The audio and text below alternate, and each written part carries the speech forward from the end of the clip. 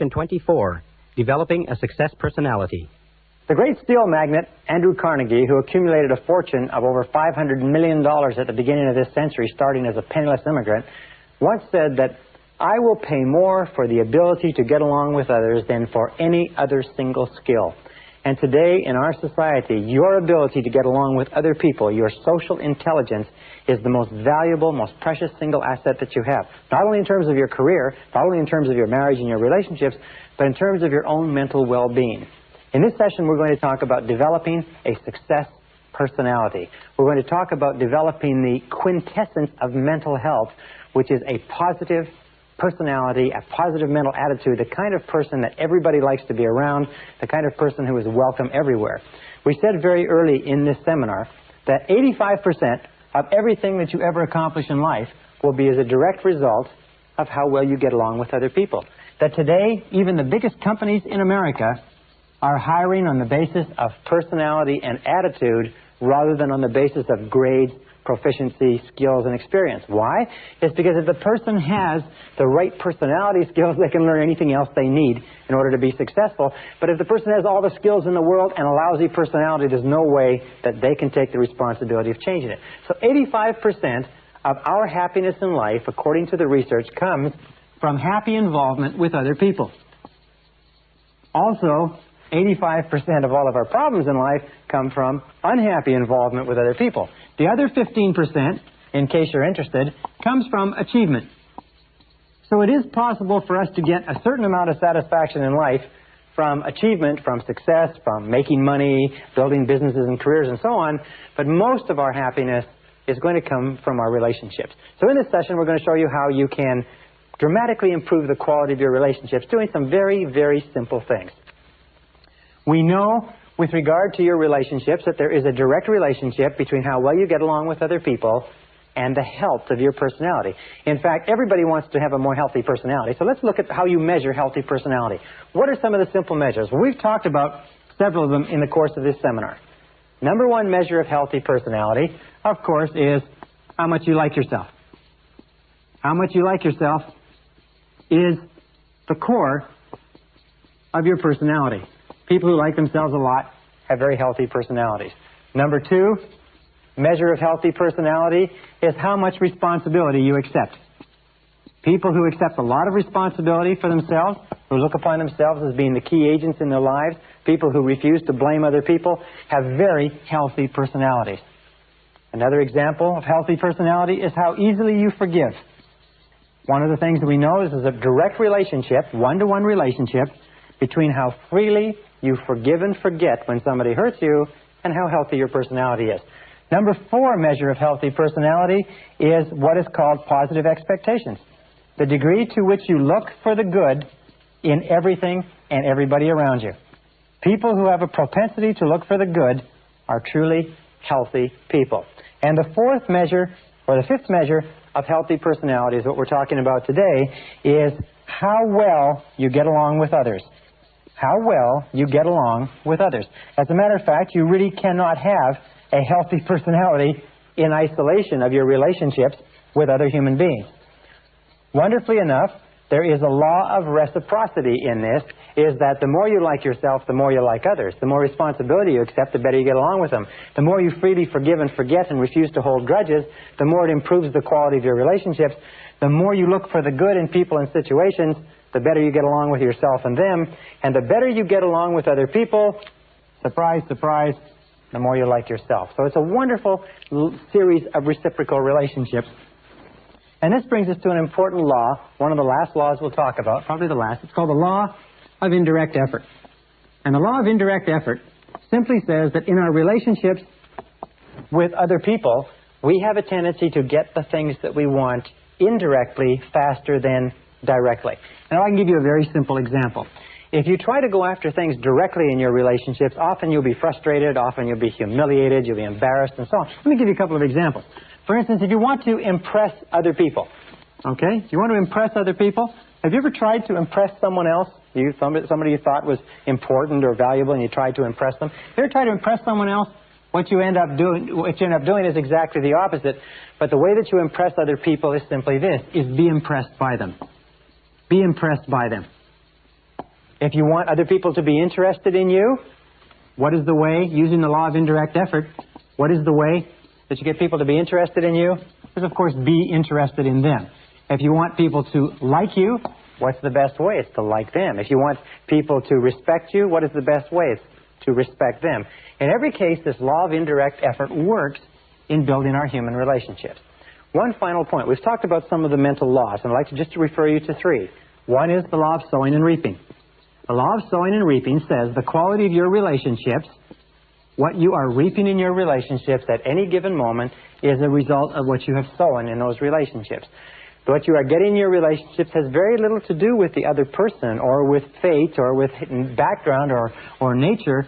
What it has to do with what you have sown is with what you've sown. Law of correspondence says that your external world will correspond to your internal world, as within, so without, especially in your relationships.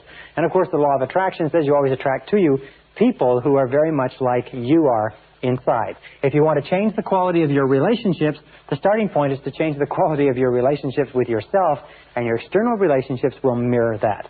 Now, when we talk about this, how well you get along with others, let's show a very, very simple graph. And this is the graph of human personality, from the most introverted to the most extroverted, or if you like, from an inner-directed person to an outer-directed person.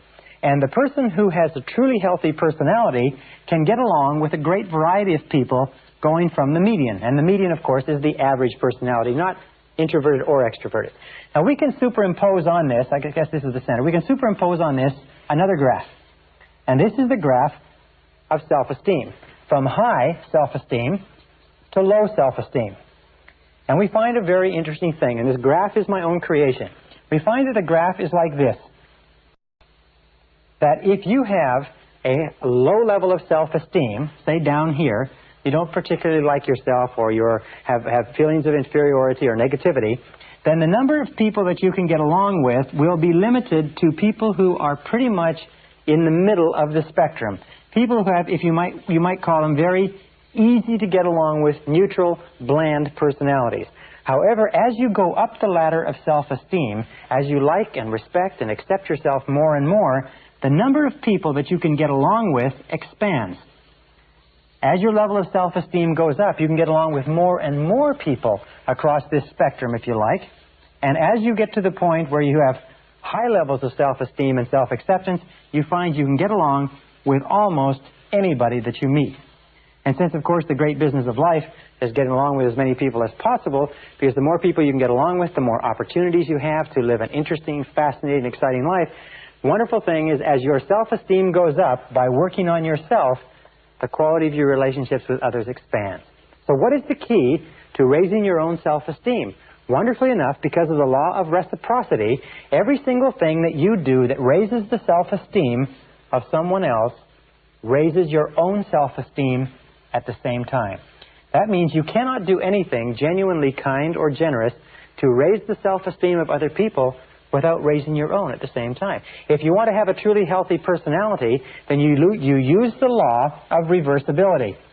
The law of reversibility, in one of its applications, is simply this, is that everything that you do to boost the self-esteem of others boosts your self-esteem simultaneously.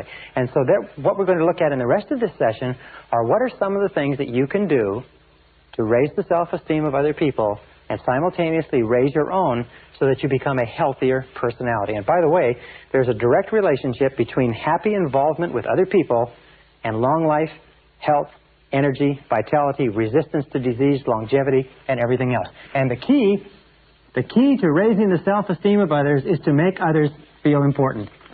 Make others feel important.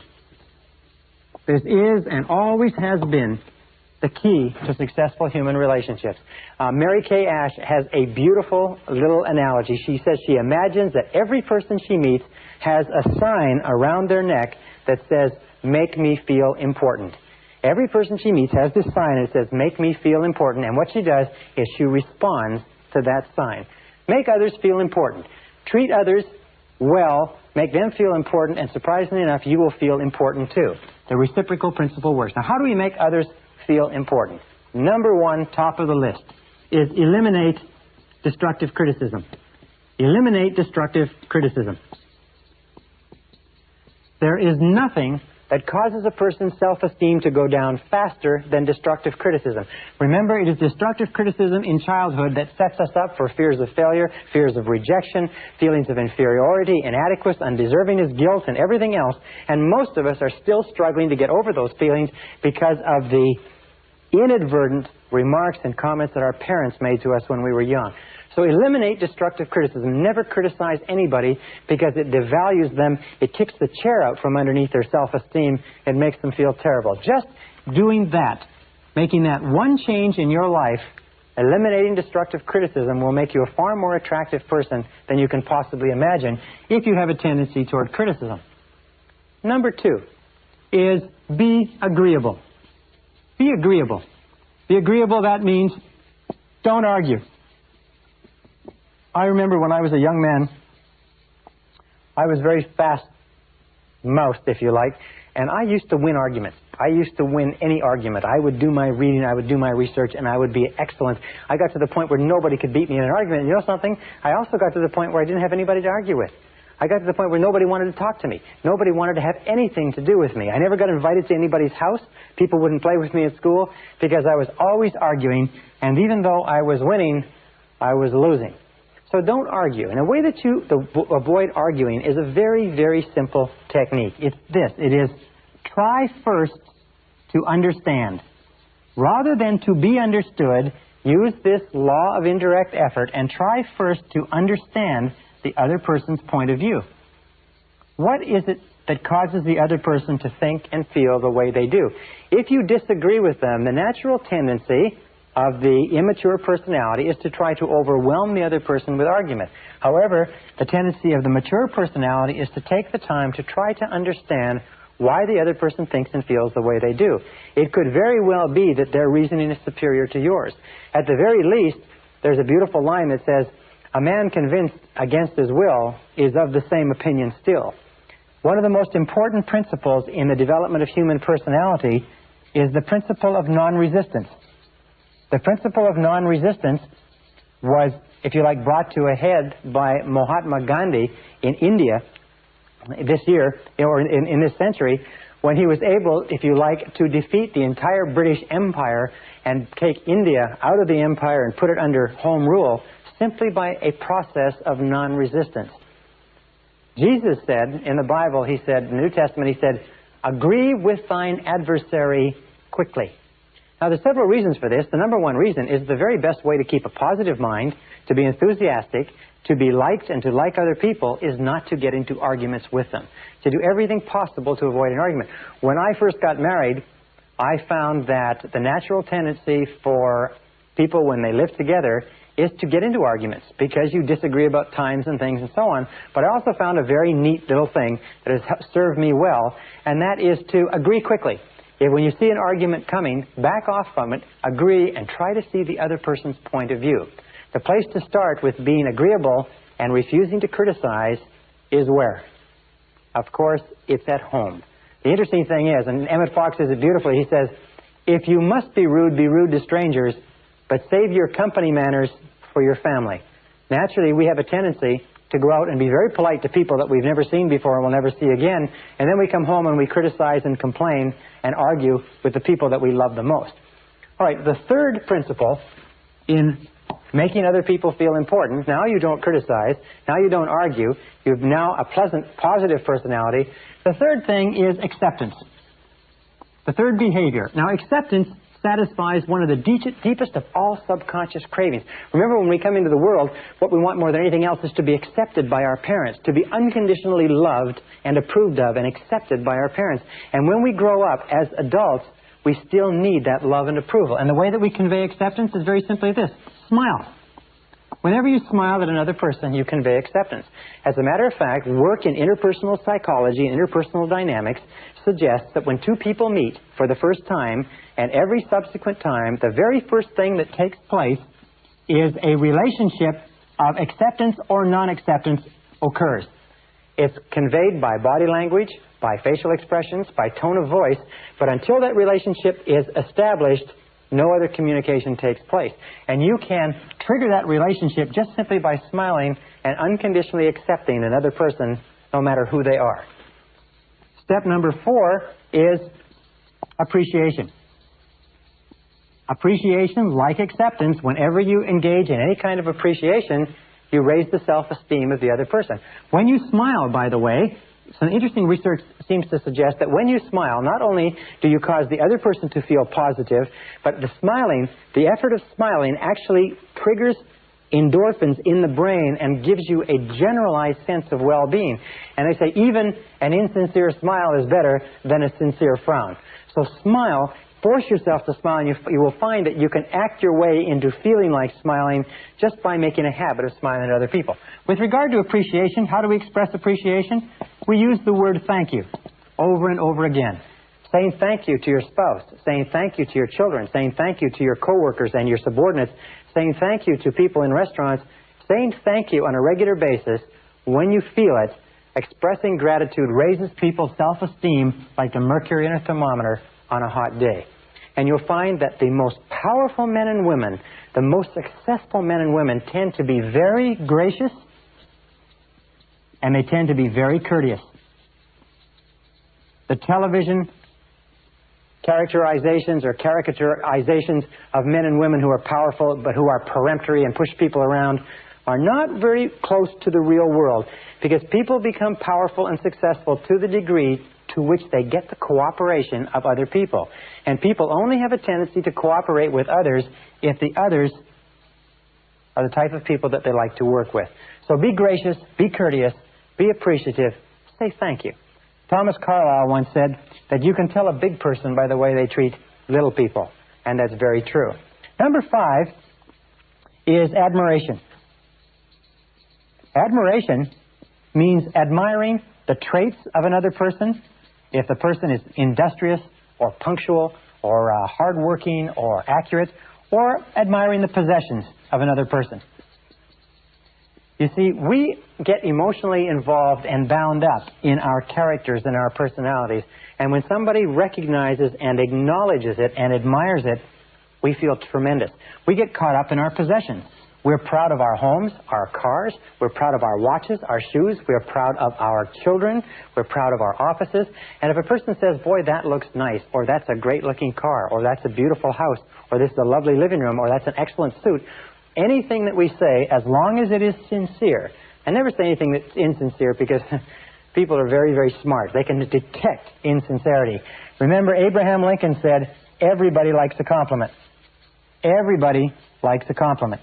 I have worked with billionaires, and I have worked with very powerful and successful heads of large corporations and conglomerates, and I have found that saying something that I truly feel that is complimentary to them about themselves, their businesses, their work, and so on, is always responded to as positively as if you were admiring the trait or possession of someone who had low self-esteem. Sometimes people who have the highest self-esteem and success are the ones who are most in need of admiration and appreciation. Now, the 6th thing that you can do to raise the self-esteem of others. And remember, every time you raise somebody else's self-esteem, you raise your own. Every time you increase the health of somebody else's personality, by the law of indirect effort, you increase the health of your own personality, is approval. Approval satisfies one of the deepest cravings of the human psyche, the craving to be valued, the craving to be valuable. In fact, one of the definitions of self-esteem is the degree to which an individual considers themselves to be praiseworthy. A person who considers himself to be praiseworthy has high self-esteem. So when you give approval or praise, it's been demonstrated, I think it was Napoleon who said, I have made an incredible discovery. Men will die for ribbons. In other words, he found that soldiers who would not give their life for any amount of money would risk their lives in battle for the praise and approval represented by the ribbons and the medals that he handed out. Keys to approval. Number 1 is be immediate. The closer the praise is to the thing that you praise, the more likely it is the person will repeat it. If you want your children or your employees to continue doing something, as soon as they do it, say, boy, that's a good job. Number 2 is be specific. Say, boy, you did a wonderful job on that lawn, that house, that letter, whatever it happens to be. The more immediate and specific the praise, the more rapidly it raises self-esteem, the more likely it is that the behavior will be repeated. And third of all, be public with your praise. Whenever you give recognition in public, it doubles or triples the impact, because the effect of other people's opinions on our behavior is tremendous. In fact, there's a lot of evidence that suggests that we are who we are and we do what we do because of the way we think other people think of us. We're strongly affected by other people's opinions. All right, number 7 is attention. Now, attention is one of the most powerful ways to raise self-esteem. Attention means listening. Why is attention and listening so powerful? It's because we always pay attention to that which we value, and we always ignore that which we do not value. So if you want to tell a person that you value them, that they are in effect valuable, pay close attention to them, listen to them, spend time with them. Now here's some of the keys to attention. Number 1 is listen attentively. Listen attentively. Listen without interruptions. Listen patiently. Listen closely. Number 2 is pause before replying. Pause before replying. Don't interrupt. Let the person say everything that they have to say and pause. Wait. Show them that you are really considering what they're saying. Number 3 is question for clarification. Instead of rushing in to speak, question to clarify what the person has said, which is a way of telling them for sure that you're really listening. And here's the best of all questions. How do you mean? When you're listening to a person speak and you want to fully understand and you want to tell them that you're listening, say, how do you mean exactly? And ask for them to explain to you clearly. And finally, remember the boomerang. And the boomerang says simply this. It says that any genuine emotion expressed by you toward any other person is going to boomerang back on you. Just like the law of sowing and reaping, the law of cause and effect, the law of attraction, the law of correspondence says that any genuine emotion, now that's a genuine emotion. In other words, if you say something positive about someone else, it's going to go out to that person and it's going to come back and it's going to boomerang on you. So say only good things. When you talk about other people, talk about them as though what you were saying was going to be printed in the paper. When you think about other people, send out positive thoughts and positive ideas. Think all the time about how you can make other people feel important. Treat other people as though they were the most valuable people in the world, because to them, they believe they are. And the final rule with regard to superior human relations is what we call the Golden Rule. The rule simply says, love your neighbor as yourself. Like your neighbor as yourself. Treat your neighbor as yourself. Ask yourself in any situation, how would I like to be treated in this situation? Ask yourself, when you're in a difficult situation with someone or an argument or a disagreement, say, if the conditions were reversed, how would I like to be treated in this situation? And here's something that you can do. Pick a role model. Pick the person that you admire more than anybody else in the world in terms of their personality. And whenever you're in a situation with someone else, pretend you are like that person. Many years ago, when I was traveling in Africa, I worked with Dr. Albert Schweitzer, one of the most beautiful men who ever lived. And so very often when I'm in a situation with other people, I think, how would Albert Schweitzer act in this situation? Or I think, how would Jesus of Nazareth act in this situation? And if you use that as your role model, and if you use the credo of making other people feel important as your guiding light, you will develop a success personality that will lead you to accomplishing everything that you want in life in a world filled with other people.